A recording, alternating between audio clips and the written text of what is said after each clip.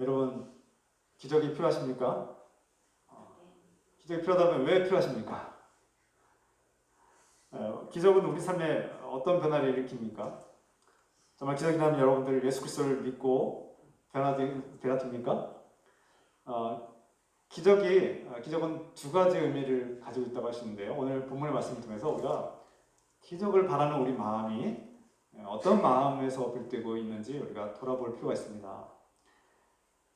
기적을 우리가 경험하는 것은 좋은 일이죠. 때로는 필요하고 간절하기도 합니다. 그런데 순서가 중요합니다. 그리고 어떤 마음으로 기적을 바라느냐가 중요한 것이죠. 이에 대해서 주님께서 뭐라고 말씀하십니까? 오늘 본문에서 우리가 이에 대해서 중요한 영적인 주님 말씀을 가지며 교훈을 깨닫기로 합니다. 예수님은 유대와 예루살렘을 떠날 수밖에 없었고 사마리아를 지나서 이제 갈릴리 지방으로 오셨다. 그렇게 성경 말씀이 전하고 있습니다. 그 이유는 무엇입니까? 바리새인들을 비롯해서 유대인들이 유대 지방에서 예루살렘을 배척했기 때문에 예수님께서 그곳에 더 이상 머무르지 못했다는 것입니다. 사람들이 예수님을 배척했다는 것입니다. 그것도 율법을 잘 지키고 누구보다 율법을 잘 아는 사람들이 예수님을 배척했다는 것이죠. 유대인들은 예수님께서 자신들의 율법 세계를 위협하고 있다고, 자신들의 율법 세계관을 깨뜨리고 무너뜨린다는 그런 위협적인 존재로 보았습니다. 그래서 예수님을 두려워했고 밀어낸 것이죠. 그들은 하나님께서 말씀을 통해서 약속하신 메시아가 이 땅에 왜 와야 되는지, 하나님께서 왜 메시아를 이 땅에 보내시는지 그 이유에 대해서 제대로 알지 못했습니다. 하나님께서 율법으로 구원받는 세상을 우리에게 주셨다면 율법을 잘 지키면 그만인데 왜 이 땅에 메시아를 보내신단 말입니까? 메시아가 왜 필요합니까? 구원자, 그래서 메시아 구원자죠. 그리스도 구원자가 왜 필요합니까? 예수님께서 우리에게 이 땅에 오신 그 목적과 이유는 이 백성들이 율법으로 구원받지 못하기 때문에, 우리의 연약한 본성과 죄성 때문에 율법주의, 형식주의에 빠지고 하나님이 아닌 또 다른 우상을 숭배를 하는 이 악한 본성을 가진 연약한 인간의 악한 본성과 죄성 때문에 율법으로는 구원받을 자가 한 명도 없다는 거예요. 이 세상에 누구도 율법으로 구원받을 자가 없다는 것을 아시기 때문에 하나님의 아들 예수 그리스도를 이 땅에 보내신 것입니다. 예수 그리스도가 이 땅에 오신 것은 율법 세계가 아닌 행위로 구원받는 것이 아니라 오직 하나님의 사랑과 은혜로 구원받는 그 문이 되기 위해서, 그 길이 되기 위해서 예수님께서 이 땅에 오신 것이죠. 그런데 사람들은 자신들의 율법 전통과 그 세계관을 버리지 못했고 그것을 위협한다고 여겨졌던 예수님을 밀어내고 몰아낸 것입니다. 여전히 이 모습은, 이 인간의 본성과 연약한 모습은 여전히 오늘날에도, 현대에도 이루어지고 있죠. 오늘 한국교회 많은 교인들은 여전히 나의 열심으로, 나의 종교적 열성과 노력과 도덕성으로 구원받으려고 합니다. 이만하면, 나 정도 되면 주일 성수하고 헌금하고 기도하고 도덕적으로 내가 문제 없으면 구원받을 거라고 믿고 있고, 반면에 그렇지 못한, 도덕적으로 좀 열등하고 또 기도생활이나 신앙생활을 적극적으로 하지 못한 사람들을 무시하거나 이렇게 의심하는 경우가 있습니다. 정죄하는 경우가 많습니다. 그거 다 어디서 비롯된 겁니까? 하나님 은혜에서 비롯된 겁니까? 복음에서 비롯된 사고 아닙니까? 아닙니다. 인간의 악한 연약한 본성에서 비롯된 거예요. 자기 행위와 자기 노력으로 구원을 받으려는 그 악한 본성에서 그렇게 판단하는 것입니다. 우리가 경계해야 될 부분입니다. 항상 그 부분을 경계해야 돼요. 내버려두면 그 유혹에 또 빠지게 됩니다. 반면에 갈릴리 사람들은 예수님을 환영했습니다. 그런데 왜 문제가 있습니다. 예수님을 환영하는데 왜 문제가 있느냐? 갈릴리 사람들이 예수님을 환영한 그 목적이 문제가 있다는 겁니다. 갈릴리 사람들이 예수님을 환영한 이유는 예수께서 그 유대 지방 예루살렘에서 행한 기적들을 보았기 때문에, 그 기적을 이 갈릴리에서도 행할 것을 기대했기 때문에. 무슨 뜻입니까? 예수님이 하나님의 아들 그리스도, 이 땅에 오신 구원자라는 사실을 인정하는 것이 아니라, 그분을 믿고 사랑하는 것이 아니라 그분이 우리의 병을 고쳐주고 우리에게 기적을 행하실 것을 기대했기 때문입니다. 사람들은 예수님을 기적을 보고 따라간다는 거예요. 예수님께서 기적, 야, 교회 갖고 예수 믿으면 성공한다더라, 부자가 된다더라, 일이 잘 풀린다더라, 병이 낫는다더라. 순서가 바뀐 거예요.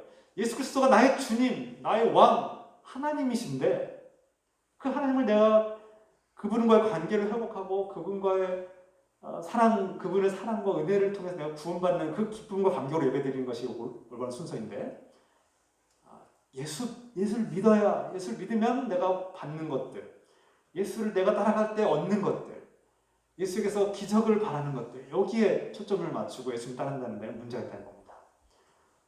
예수님께서 그에 대해서 뭐라고 하십니까? 오늘 본문의 말씀에서 왕의 신하가, 어떤 왕인지는 여기서 생각했는데요. 이 한 왕의 신하가 왔고 예수님께서 갈릴리 가나로 오셨다는 이 소문을 들은 이 왕의 신하는 예수님을 찾아왔습니다. 뭐 때문에 찾아왔습니까?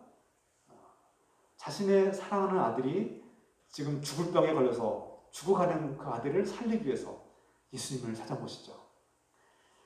여러분, 왕의 신하는 권력을 가지고 있고 돈과 명예와 부와 많은 것들을 가지고 있죠. 그리고 이미 그 아들에게 좋은 의사들을 붙여줘서 고치려고 시도했을 것이 분명합니다. 좋은 약들을 먹였을 것이 분명하고요. 또 좋은 음식들을 먹였을 것입니다. 아마 세상에 좋다는 것은 다 했을지 모릅니다. 그런데 병은 낫지 않았어요. 돈과 명예와 권력과 힘을 다 가졌지만 그는 아무것도 할 수 없었어요. 무기력함을 느꼈어요. 절망을 느꼈죠. 죽어 하나 둘러서 할 수 있는 일이 아무것도 없는 거예요. 그때서야 비로소 예수님을 찾게 된 겁니다. 사람들이 예수님을 찾을 때 모든 일이 잘 풀리고 내가 힘 있고 능력이 있고 내가 돈과 명예와 권력이 있으면 그것으로 해결하려고 합니다.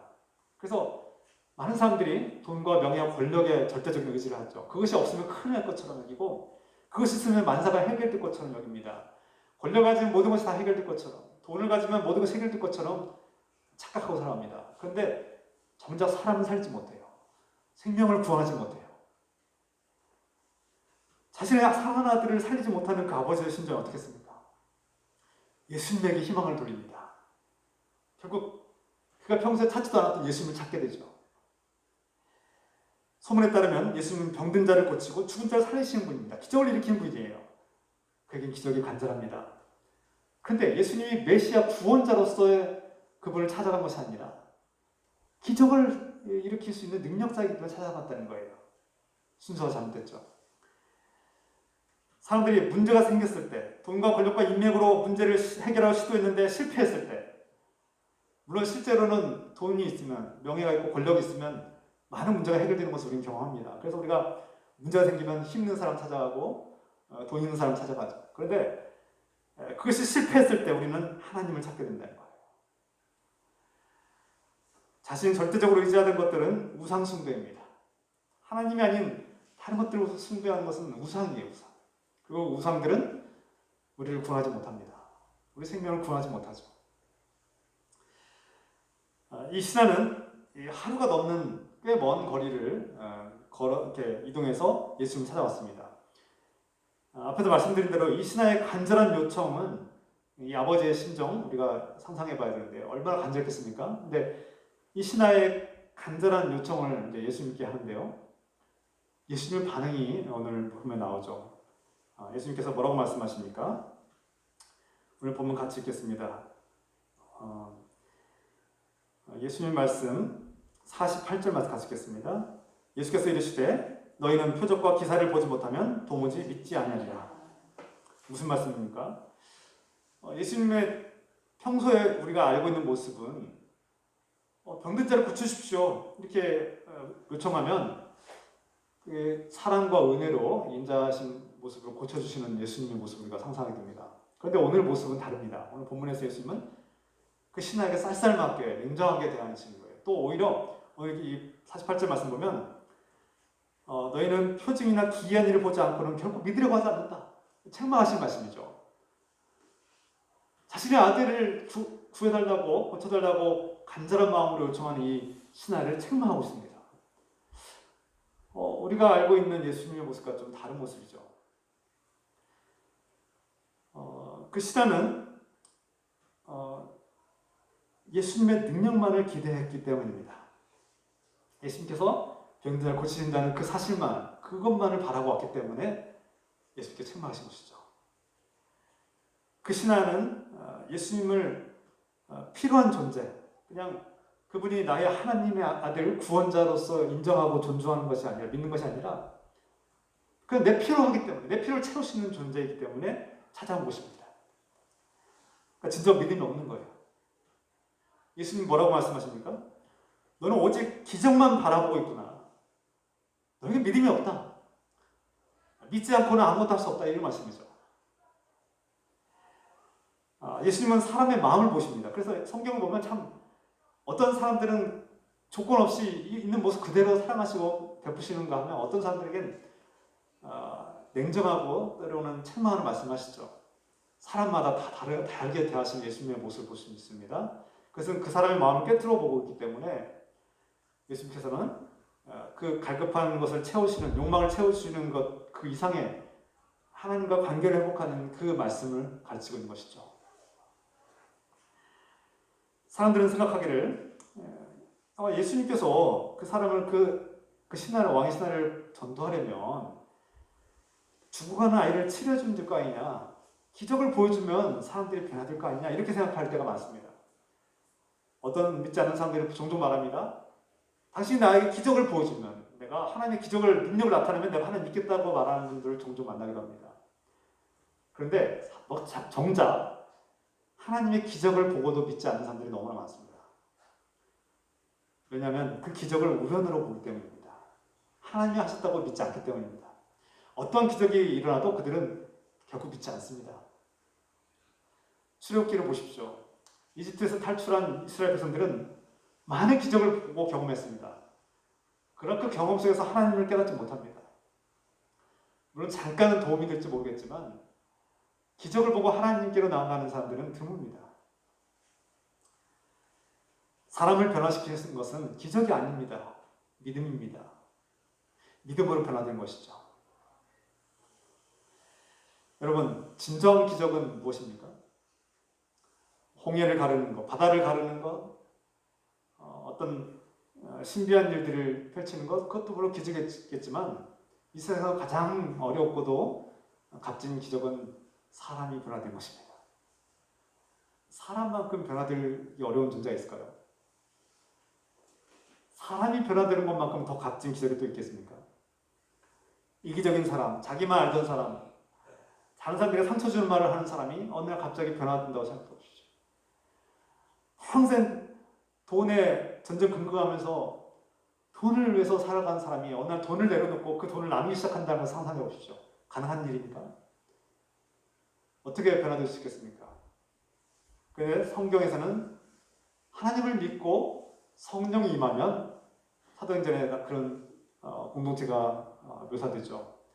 자신의 것을 나눠주고 가난한 자들에게 자신의 것을 나눠주는, 서로 섬기는, 사랑으로 섬기고 나눠주는 복된 놀라운 공동체가 이루어진 것을 보게 됩니다. 사람이 변화되는 것만큼 더 큰 변화가 없다는 거예요. 예수님은 이 신하의 간청을 듣고 아무것도 주지 않았습니다. 아무런 반응도 하지 않았습니다. 신하는 나와 함께 집으로 가서 내 아들에게 기도를 하시든지 어떤 능력으로 베푸셔서 낫게 해주십시오라는 것을 기대했는데 예수님은 그 신하와 동의하지 않았습니다. 그 신하에게 어떤 기적을 보여주지 않았습니다. 징표도 보여주지 않았습니다.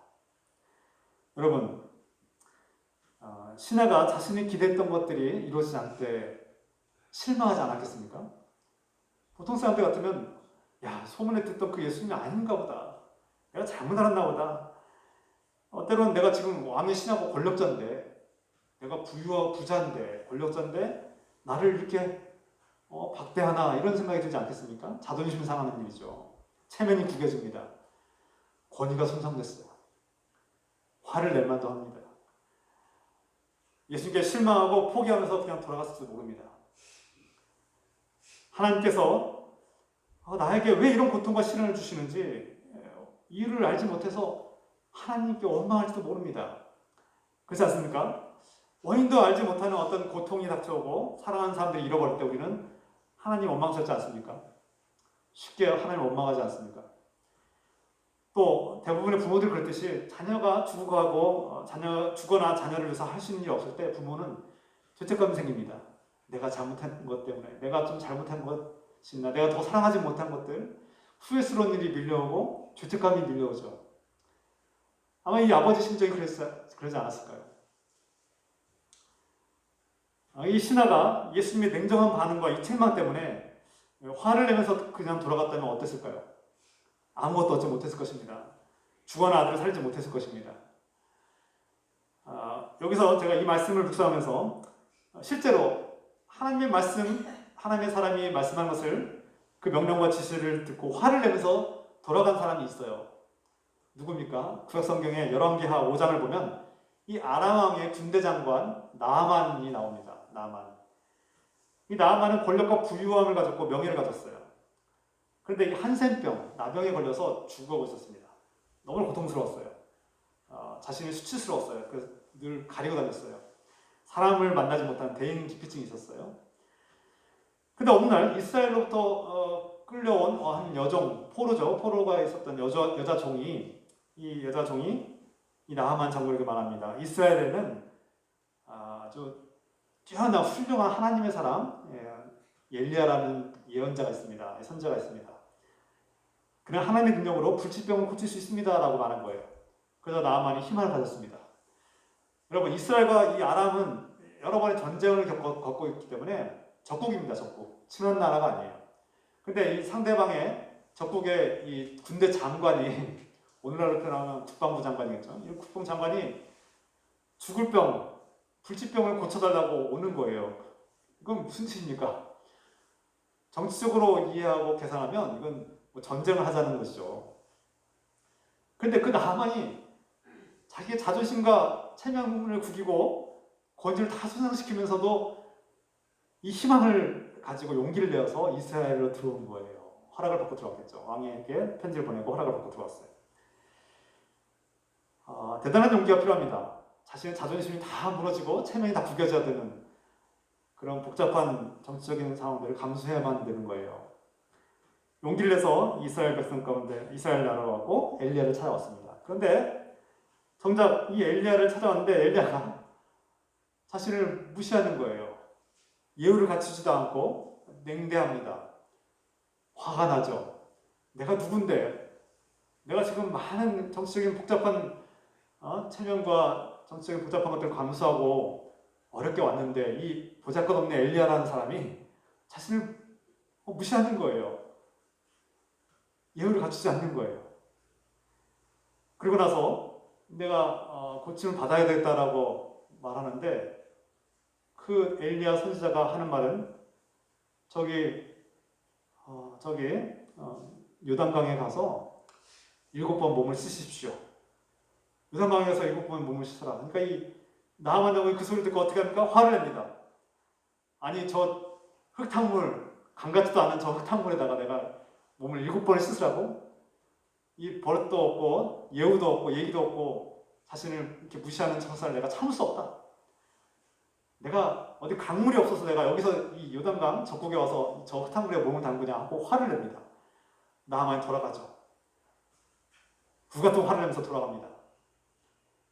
물론 그대로 갔으면 아무것도 얻지 못했고 성경이 아마 기억하지 않았을지 모릅니다. 그런데 그의 충직한 부하가 나하만을 설득합니다. 이 부하가 참 지혜로운 사람인데 이 나하만의 그 불같은 성격을 아니까 설득합니다. 기왕 왔는데 어렵게 왔는데 손해볼 거 없지 않습니까? 이미 자존심은 다 구겨졌고 체면도 구겨졌는데 한번 해봅시다. 한번 해보고 안 되면 그때 화를 내든지 그때 어떻게 하든지 돌아가면 되지 않겠습니까? 너무나 한 번만 해보자. 그래서 나하만이 어떻게 합니까? 한번 해보자 해서 하게 됩니다. 어떻게 우리가 이미 그 결과를 알고 있죠?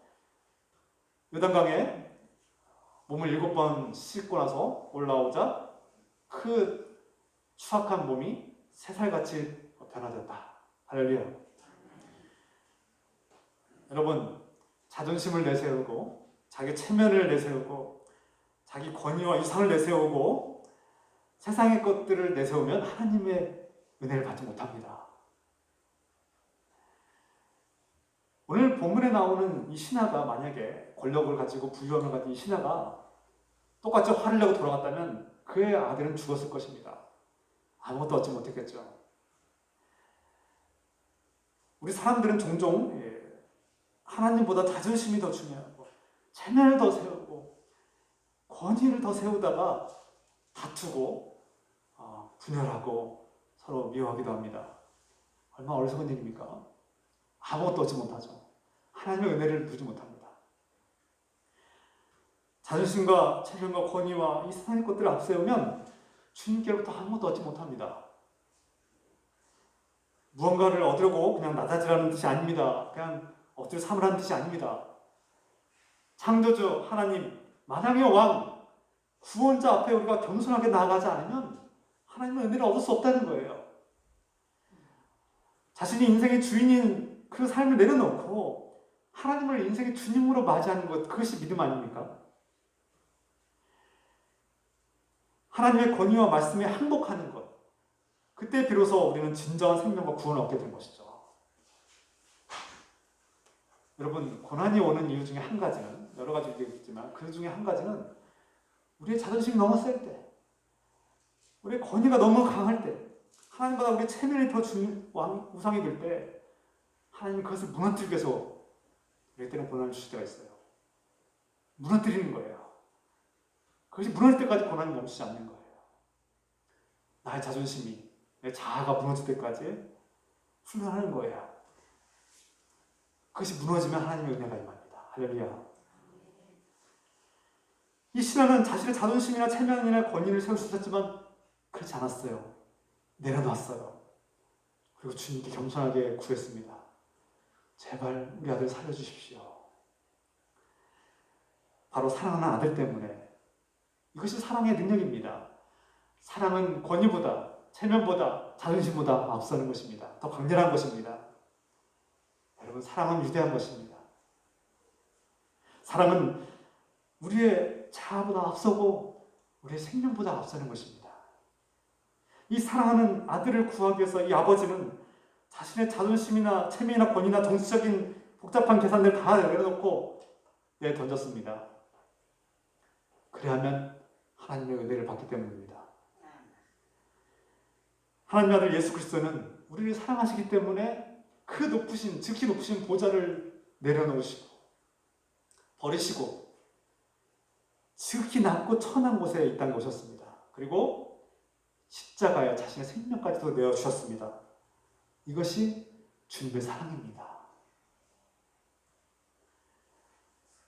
예수님은 신하에게 말씀하십니다.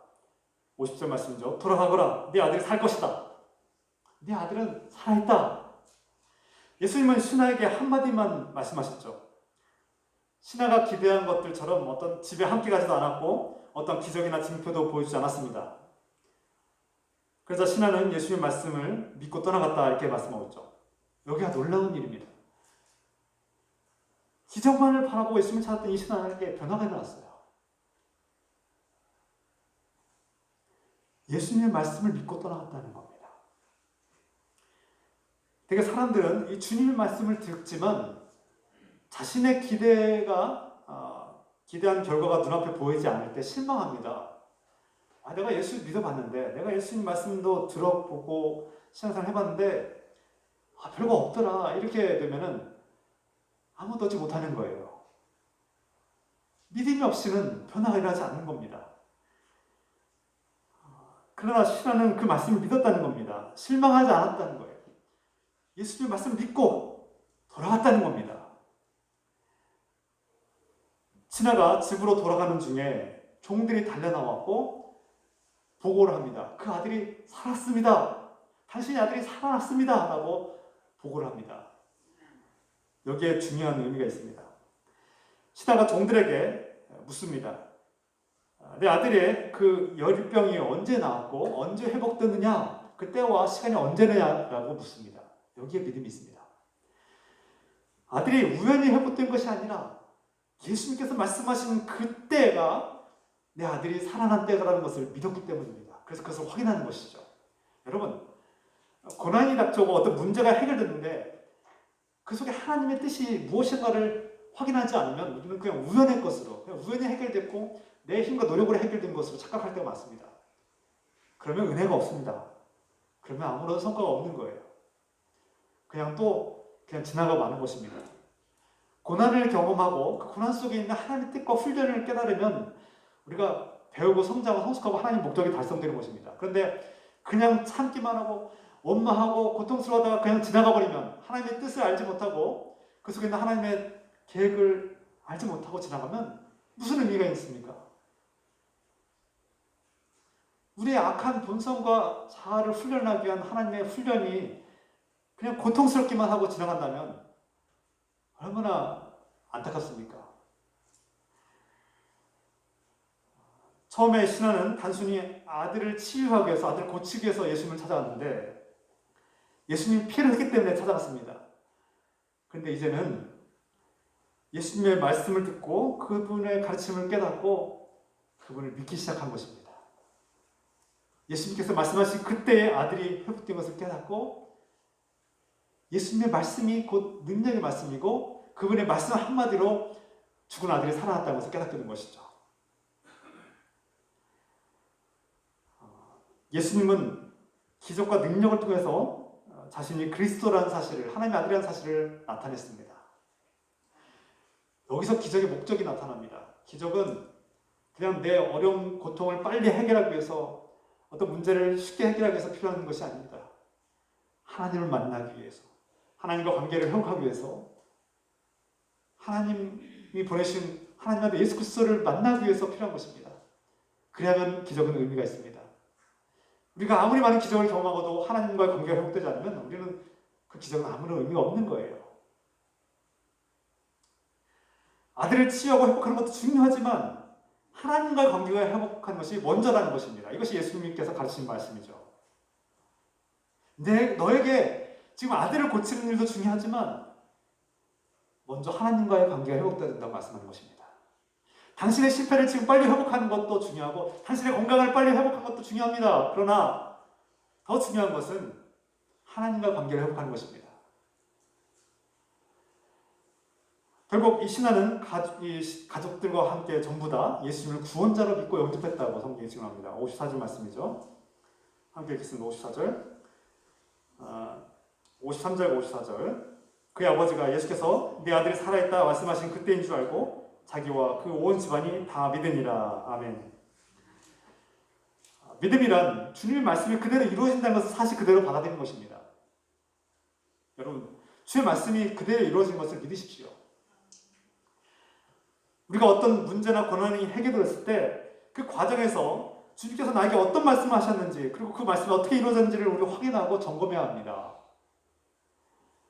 우리가 믿음으로 적극적으로 해석을 해야 됩니다. 이 고난이 나에게 무슨 의미가 있고 하나님께서 이 고난을 통해서 나에게 무엇을 가르치신가를 믿음으로 해석해야 된다는 거예요. 모든 일이 우연히 이루어진 것이 아니라 그냥 지나가면 끝이 아니라 이 속에 주님의 놀라우신 계획과 역사와 인도하심이 있다는 것입니다. 제가 이곳에 이 자리에 있는 것도 주님의 인도하심이 있는 것입니다. 우연히 일어난 것이 아닙니다. 그냥 어쩌다가 이루어진 것이 아닙니다. 여러분들이 지금 이 자리에 있는 것도, 여러분들이 하나님을 만난 것도, 여러분들이 그 수많은 어려움과 고통 속에서도 이겨낼 수 있었던 놀라운 이 은혜는 바로 하나님께서 함께 하셨기 때문에, 여러분들 지금까지 인도하셨기 때문에 이 자리에 있는 것입니다.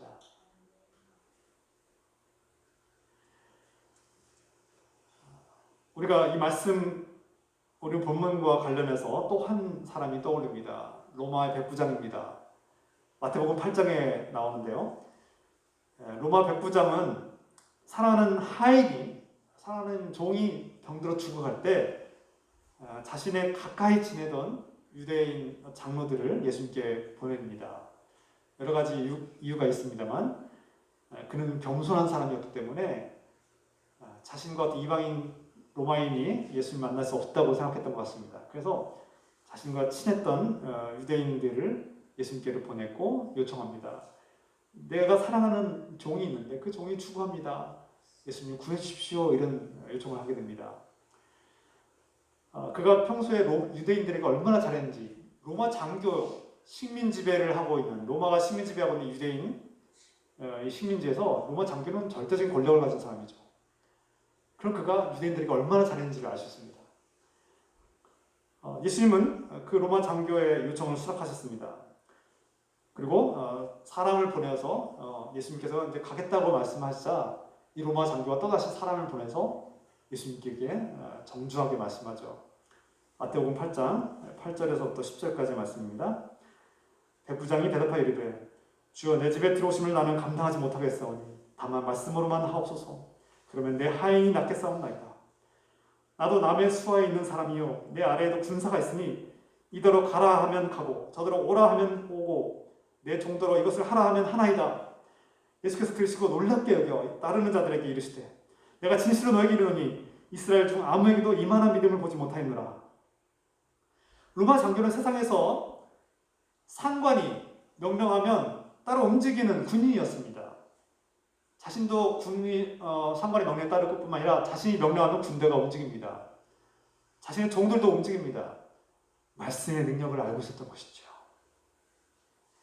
예수님께서 하나님의 아들 메시아가 말씀하시면 그대로 이루어질 것을 믿습니다 라는 그런 고백입니다. 놀라운 일이죠. 하나님을 믿지도 않던, 하나님을 모르는 로마인 장교가, 이방인이, 율법도 알지 못하는 이방인이 예수 그리스도를 믿은 것입니다. 말씀만 하시면 그대로 이루어질 것을 믿습니다 라는 것입니다. 여러분, 우리가 오늘 본문에 나오는 로마 왕의 신하와는 다른 모습이죠. 물론 왕의 신하도 하나님의 말씀을, 예수님의 말씀을 믿게 됩니다.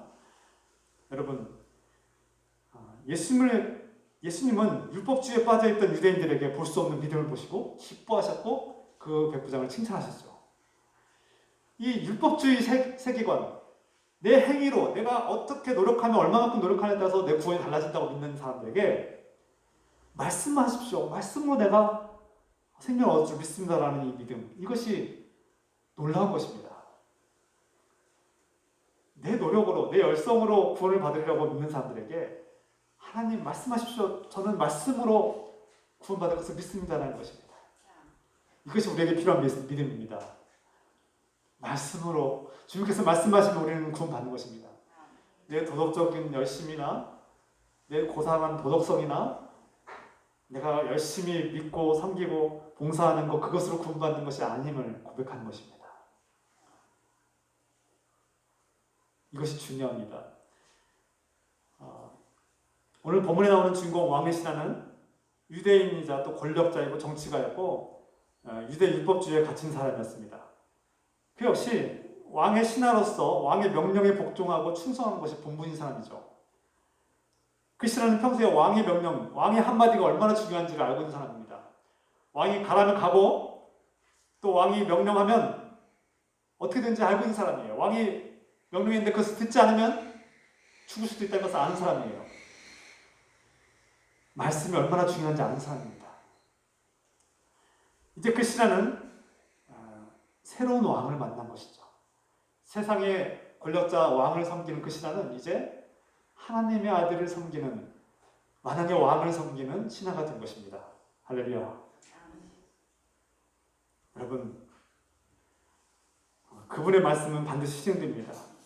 이제 신하는 사람의 생명을 주관하는 왕, 세상의 왕보다 더 크고 위대한 왕, 비교할 수 없는 영원한 왕을 섬기는, 하나님 나라의 왕을 섬기는 신하가 된 것입니다. 여러분들은 누구를 섬기십니까? 물론 세상에서는 상관도 섬기고 나보다 더 높은 사람들도 섬겨야 되고 나이 많은 사람도 섬겨야 되고 여러 가지 섬겨야 될 사람들이 많지만 우리가 진정으로 섬겨야 될 주님은 바로 예수 그리스도입니다. 할렐루야. 끝으로 오늘 말씀을 마무리합니다. 우리가 끝으로 마지막으로 주목할 점이 있습니다. 예수님과 열병으로 죽어가는 그 아이는 만난 적이 없습니다. 아는 사이도 아닙니다. 예수님의 말씀을 들은 적도 없습니다. 병으로 죽어가는 아들은 예수님을 모릅니다. 예수님을 믿고 따른 적도 없습니다. 그가 도덕적으로 잘 살았는지, 열심히 살았는지, 깨끗한 사람인지, 정직한 사람인지 모릅니다. 그가 죄인일지도 모릅니다. 하나님을 거부하는 사람인지도 모릅니다. 그런데 이 아들이 어떻게 나왔습니까? 어떻게 생명을 얻었습니까? 그의 사랑하는 아버지의 믿음 때문에 그 아들은 생명을 얻었습니다. 아버지의 믿음 덕분에 그 아들은 살아난 것입니다. 그 아들은 자신이 어떻게 살았는지 모릅니다. 갑자기 죽어가다가 조금 있으면 죽어야만 아들이 살았습니다. 자신이 어떻게 살았는지 모릅니다. 물론 영적으로 느꼈을지는 모르겠습니다만 이 병든 아들이 죽어갈 때 그가 한 일은 아무것도 없습니다. 그가 노력한 것은 아무것도 없습니다. 착한 일도 한 적이 없습니다. 예수님께 살려달라고 요청하지도 않았습니다. 아버지의 믿음 때문에 이 기적이 일어났습니다. 기적이 일어난 것은 믿는 자에게 값없이 베풀어 주시는 은혜 때문입니다. 우리의 노력 때문이 아닙니다. 물론 노력을 무시하는 것이 아닙니다. 하나님 믿는 사람들은 믿는 사람답게 살아야 됩니다. 최선을 다해야죠. 그런데 중요한 것은 우리가 노력했기 때문에 생명을 얻는 것이 아닙니다. 우리가 구원받기 위해서 어떤 노력을 했습니까? 우리가 좀 착한 일을 하면 구원받습니까? 아닙니다. 우리가 구원받는 이유는 오직 예수님의 사랑과 은혜 때문입니다. 아멘입니까? 우리에게는 아버지와 같은 진정한 사랑의 중보자가 필요합니다. 그 아버지의 사랑과 믿음이 있었기 때문에 우리는 그 아들이 구원받은 것을 깨달아야 합니다. 예수님을 알지 못하는 아무런 노력도 하지 않은 그 아들이 구원받은 것은 그 사랑하는 아버지의 중보 때문이었습니다. 중보가 무엇입니까? 우리에겐 중보자가 필요합니다. 내 노력으로는 이 죄성을 이길 수 없고 내 노력으로는 이 죄 문제를 해결할 수 없습니다. 우리에겐 중보자가 필요합니다. 바로 예수 그리스도, 그분이 우리의 중보자이십니다. 우리가 죄인임에도 불구하고 우리가 아무런 노력을 또 하지 않았지만 우리를 있는 모습 그대로 사랑하시고 우리를 용서하시고 은혜를 베푸셔서 우리에게 영원한 생명을 주셨습니다. 예수님은 우리의 중보자가 되기 위해서 자신의 높은 하늘 보좌를 버리셨고 자신의 권위와 체면과 자존심을 다 버리셨습니다. 자신의 생명을 내어주셨습니다. 이것이 아버지의 사랑이고 이것이 완전한 중보자의 모습입니다. 죽을 수밖에 없는 죄인인 우리를 대신해서 십자가를 짊어지신 예수 그리스도는 우리의 영원한 중보자이십니다. 저 여러분을 하나님 아버지께 중보하시는, 지금도 우리를 중보하시고 우리를 위해서 기도하시는 예수 그리스도와 성령님의 은혜에 감사하며 주 앞에 나아가시기를 예수 그리스도의 이름으로 축원합니다. 기도합시다. 오늘 이 말씀을 우리가